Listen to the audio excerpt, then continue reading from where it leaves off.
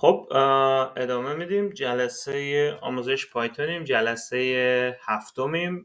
بخش اول در مورد سینتکس ارورها بود که صحبت کردیم در موردشون. الان میریم سراغ ارورها و اکسپشن ها توی پایتون.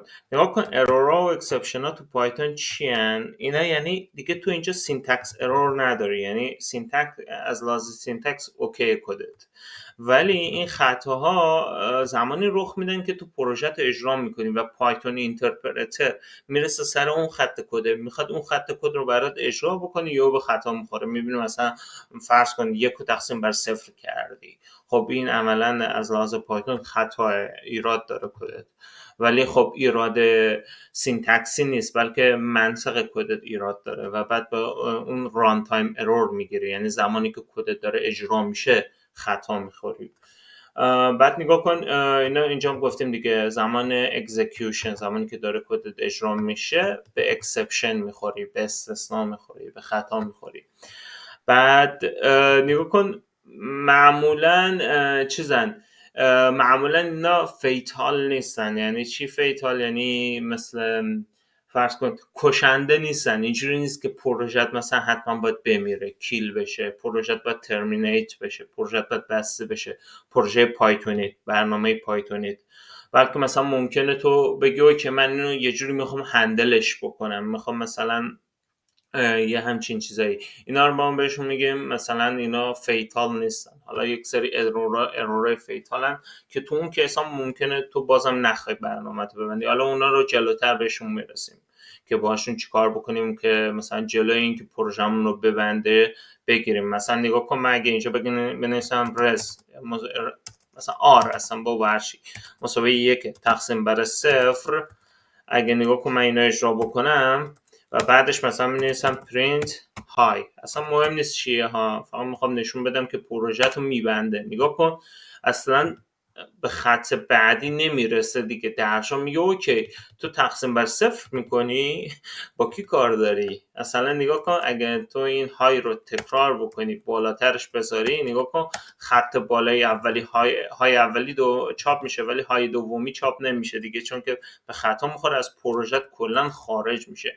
ممکنه خب این مثلا این منظورم از این بود که از پروژه خارج نشه. حالا اینو جلوتر میرسیم که چجور جلوی پایتون رو بگیریم که از پروژهمون خارج نشه.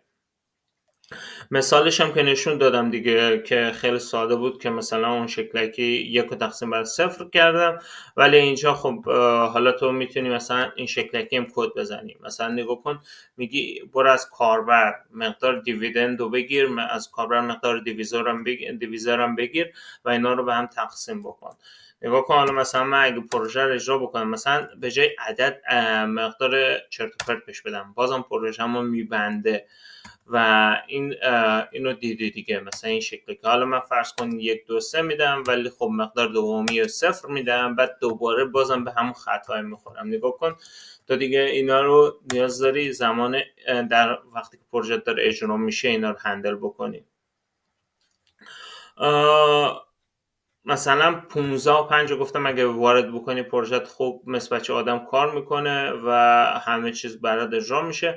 ولی اگه حالا مثلا فرض کن 15 و 5 ندی، میاد بهت خطا میده، مثلا این شکلی خطا این شکلکی بهت میده، میگه اوکی حالا اینجا این مشکل چیزه، یعنی وقتی که اینجا پیست کردم این از توی ترمینال اینو پیست کردم این فلش جابجا شده و یعنی فلش دقیقا به این علامت تقسیم اشاره خواهد داشت مثل اینجا. بکن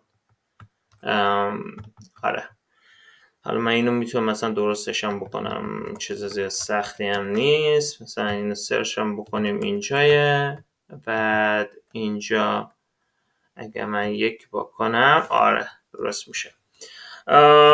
پس اینم دیدیم که چه شکلکی بود و چجوری کار میکنه و به خطا رو نشون میده. یعنی که مثلا وقتی مقدار چرت و پرت به اینت بدی، نگاه کن زیر کل این بابا خط میکشه، میگه نگاه کن تو مثلا ABC داری به من پاس میدی، فرض کن نگاه کن وقتی میگه مقدار دیویدند رو بده تو فرض کن بهش ABC بده، میگه اوکی invalid literal for int، میگه من نمیتونم ABC رو تبدیل به یک اینتجر بکنم. اینا که مثلا اینا اکسپشنان دیگه، اینا اون ارورایی که تو پروژه زمان اجرای پروژه ممکنه بهشون برخورد بکنی.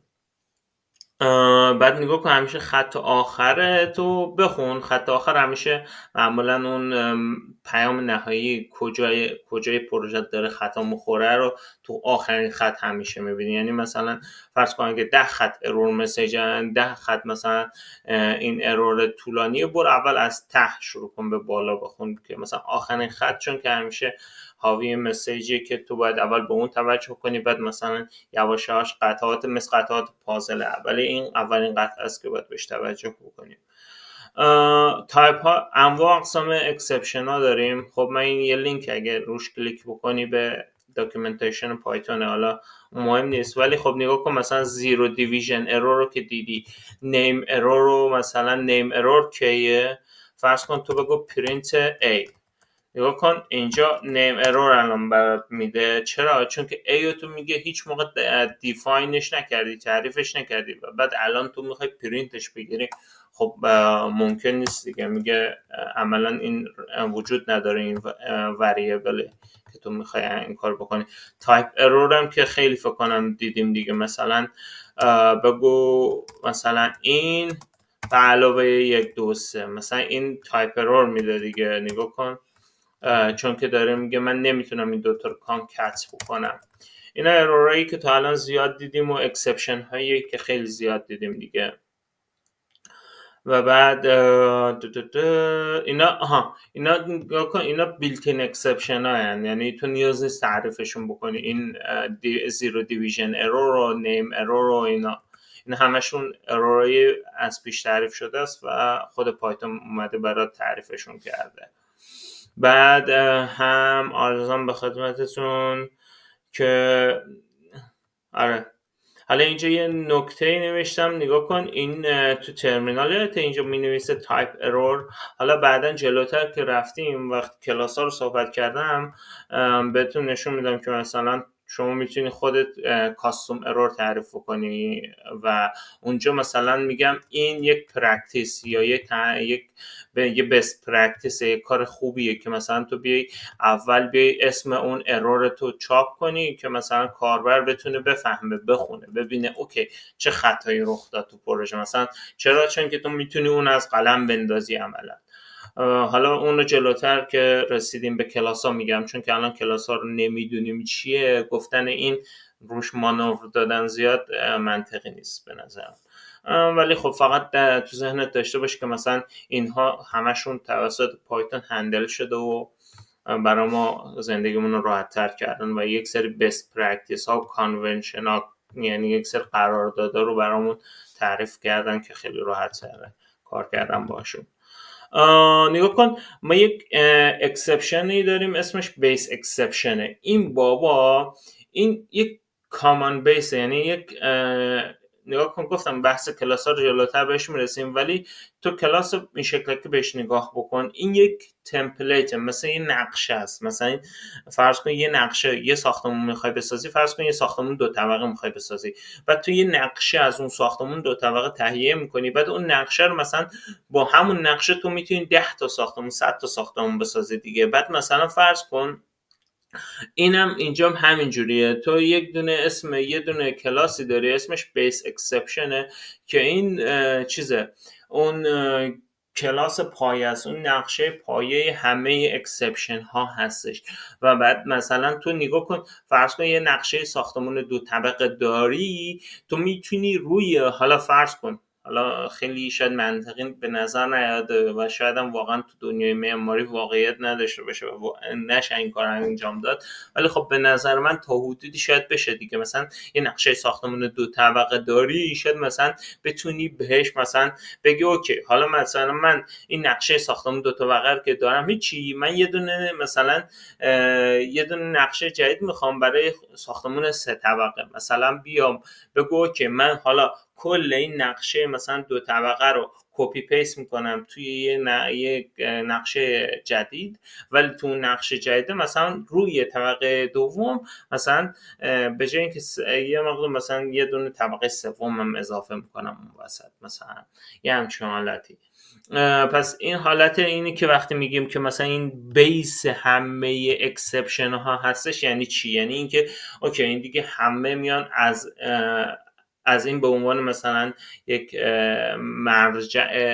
مرجع استفاده میکنن و همه دیگه میان از این مثلا یک سری ویژگی هایی رو به ارث میبرن. مثلا توی یک ساختمان 2 طبقه مثلا همشون تو راه پله رو که تو همشون داری دیگه، مثلا یا پنجره تو همشون داری یا در ورودی همشون دارن دیگه، یک همچین حالتی دیگه.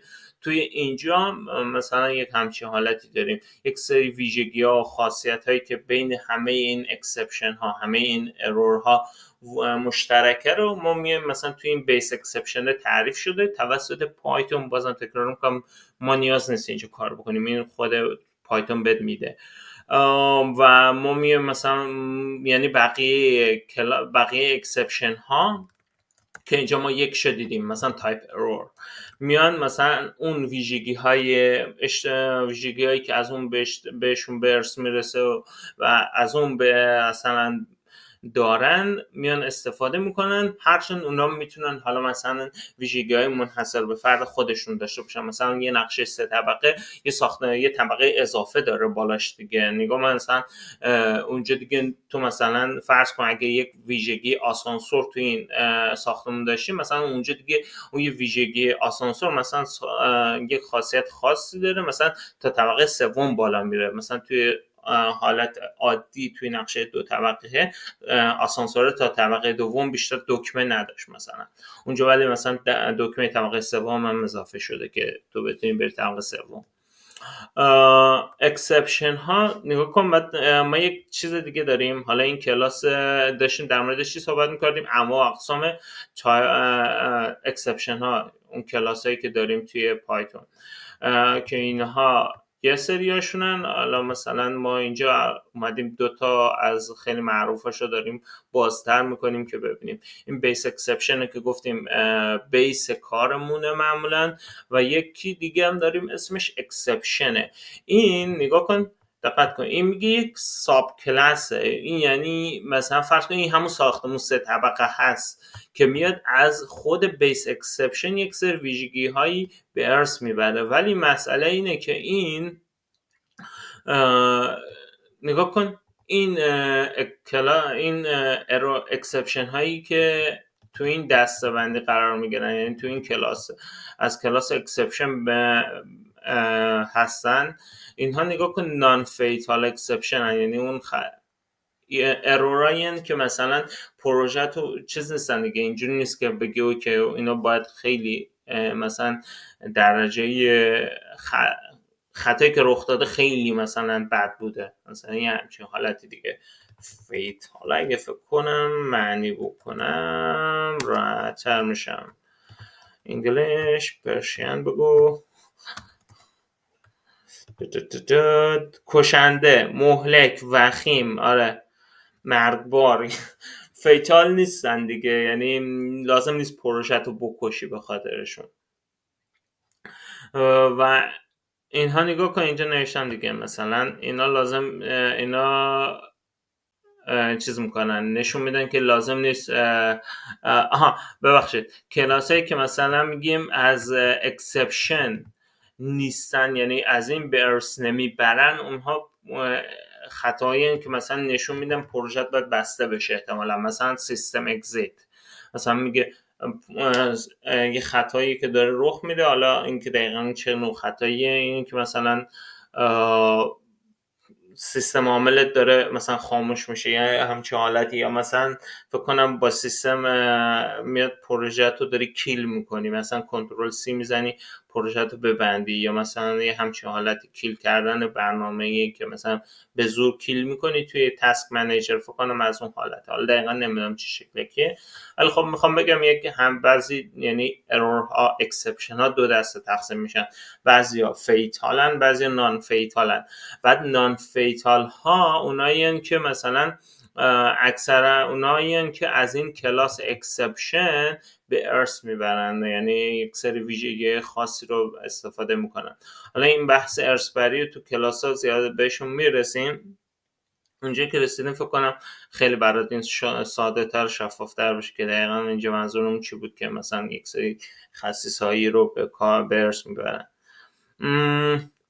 بعد نگاه کن توی حالا جلوتر که در مورد ترای کچ، ترای اکسپشن و فاینالی صحبت کردم، میبینیم که ما از این استفاده میکنیم که معمولا هر خطایی که رخ میده تو پروژه رو بیای باش کچ بکنیم. نگاه کن آلموست نوشتیم، یعنی بعضی اکسپشن ها وجود داره که ممکنه توسط این کلاس چیز نشه، کچشون نتونیم.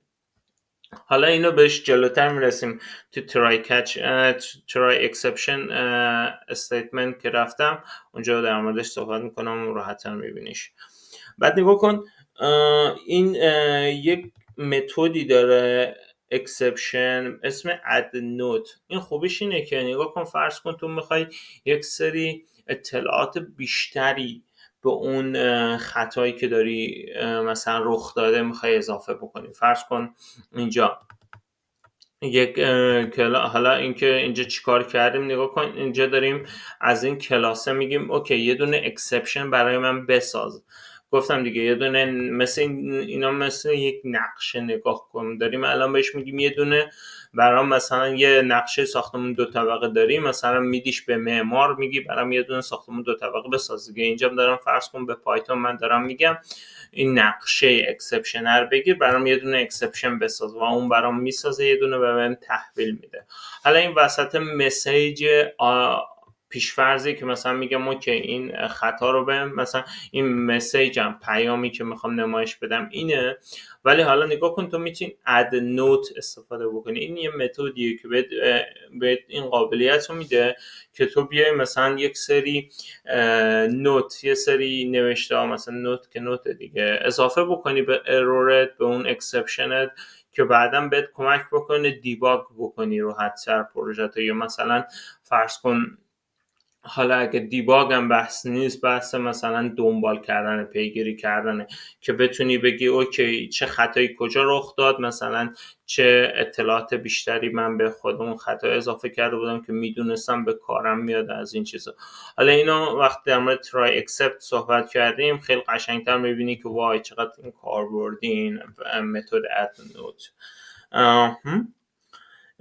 بذار بریم. آره در مورد ریز هم اونجا صحبت میکنیم، ولی خب خیلی خلاصه بخوام بگم این چیکار میکنه، هیچ کاری خاصی نمیکنه. این میاد این خطاها رو ریزش میکنه، یعنی اونو چیزش میکنه دیگه، باعث میشه پروژه که ببینتشون خطا رو. بذار کل این کد رو اگه کپی پیست بکنم نگاه کن، ریز یعنی این که این کارو میکنه دیگه، برات اون خطا رو میاره، مثلا به پایتون میگه یه خطا رخ داد اینو برام چیز بکن، نشون بده به کاربر. بعد نگاه کن این سام اروره، گفتم یه مسیجیه که بهش میدی، نگاه کن اینجا اون مسیج اومده، بعد اد نوتا، اون نوتایی که تو اضافه کردی پایین ترش میاد. اینجا مثلا تو میتونی اطلاعات کامل تر بنویسی. فرض کن تو اون تقسیم بر صفر مثلا دیویژن بای صفر میتونی عدد اول و عدد دوم رو بنویسی. حالا عدد دوم که خیلی منطقی نیست، مثلا عدد دوم همه صفر دیگه طبیعتا دیگه، اون دیویزورت صفر بوده که داری به اون خطا میخوری دیگه. ولی مثلا میتونی بیای بنویسی ساعتی که این خطا رخ داد، مثلا بگی this error was occurred at مثلا اینجا حالا اون ساعتی که خطا رخ داده رو بیای وارد بکنی که اینا مثلا چیزایی این که مثلا بهت قدرتایی که داری توش میتونی ازش استفاده بکنی. یه نکته که وجود داره اینه که نگاه کن یه بست پرکتیس اولندش اینه که تا جایی که میتونی از این کلاس استفاده نکن. حالا اینجا به صورت خیلی خلاصه میگم ترای اکسپتو، ولی خب جلوتر بهش میرسیم خیلی قشنگتر بهشون میپردازم. فقط میخوام بگم نگاه کن بست پرکتیس اینه که میگه اوکی این تا جایی که میتونی چیز باش، میگه دقیق باش، یعنی اسپسیفیک باش، بگو دقیقا منظورم چه خطاییه. مثلا میگه اوکی اگه value error خطای value error رخ داد، یا مثلا فرض کن ما خطاهای دیگه داشتیم دیگه، zero division error، اگه این رخ داد یا اگه name error رخ داد، مثلا میگیم بیا اوکی چیزش بکن، مثلا اونو بیا اینجا هندلش بکن، من میخوام اینجا مثلا یک سری کارهای خاص بکنم براش. و بعد میگه اوکی ولی اگر فقط مثلا و دیگه نه از کلاس مثلا اکسپشن استفاده بکن.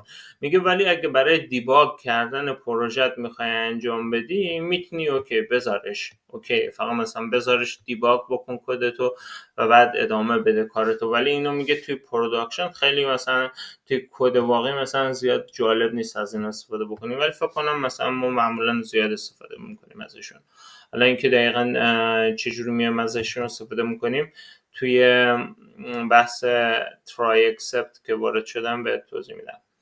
خب آخرین بحثی هم که میخوایم اینجا بپردازیم بحث stack trace back. نگاه کن این trace back ها رو که زیاد دیدی دیگه، مینویسه اینجا نگاه کن توی ترمینالت این بالا مینویسه trace back. این تریس بک چیه؟ داره نشون میده اوکی اون خطای کجا رخ داده. نگاه کن فرض کن اینجا تو یه دونه فانکشنی تعریف کردی به اسم perform calculation، بعد یه دونه فانکشن دیگه داریم به اسم divide numbers. بعد نگاه کن داره قشنگ میگه تو مثلا اونجایی که نوشته بودی result مساویه با divide ببخشید از پایین به بالا با گفته بودم بخون دیگه. نگاه کن اولندش که تو اینجا میبینی zero division error، division by zero. پس تو اولین چیزی که متوجه میشه میگه اوکی من یه جایی از کدم یک عددی رو تقسیم بر صفر کردم. بعد بالاتر که میری میبینی return a تقسیم بر b. بعد نگاه کن بالاتر که میگه میری میبینی اوکی میگه تو فایل example.py مثلا خط 4 توی متد divide numbers. بعد بالاتر که میری نگاه کن دارم از پایین به بالا میرم دیگه، دقت کن این روش خوندن تریس بک ها این شکله که بعد ریزالت میگه اوکی ریزالت رو نوشته بودی یه جایی مساویه با دیواید نامبرز، بعد پرانتز باز و بسته کردی نوشتی نیومریتور دینامینیتور. بعد اینجا دوباره که بالاتر میری میگه که تو فایل example.py خط 9 توی فانکشن perform calculation تو به این خطا خوردی. بعد نگاه کن اینجا این trace back'ه، دقت کردی دیگه از پایین به بالا میخونی و بعد متوجه میشی اوکی این شکلکی بوده توی این متد من باید برم ببینم A و B رو مثلا اینجا تقسیم کردم B مثلا نباید صفر باشه، مثلا اینجا یک کاری بکنم یا برم توی این فانکشن perform calculation اینو یک کاریش بکنم. پس trace back دقیقا بهت نشون میده کجا خطا رخ داده و اینکه بگو اون خطا که رخ داده چیز دیگه، اون تریس بک داره بهت خطای قبلش هم نشون میده، میگه اوکی من کجا بودم به کجا رسیدم و چجوری به اون خطا خوردم. اینم از این. من فقط چیزی که دوست دارم اینجا تکرار بکنم اینه که زیاد تو ذهنتون رو درگیر این کلاس ها و چیزا نکنید، چون که جلوتر رسیدیم خیلی بحث باز میشه و راحت‌تر میشه درک کردنش.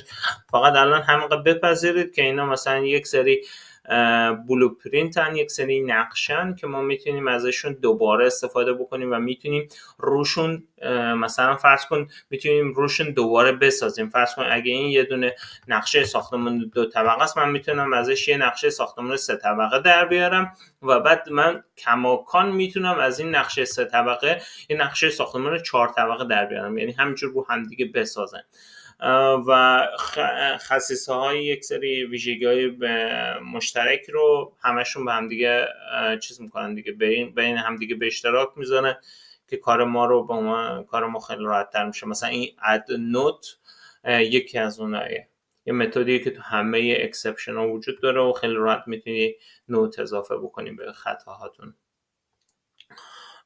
در مورد try accept هم تو جلسه بعدی صحبت میکنم. من همینجا ویدیو رو استاپ میکنم.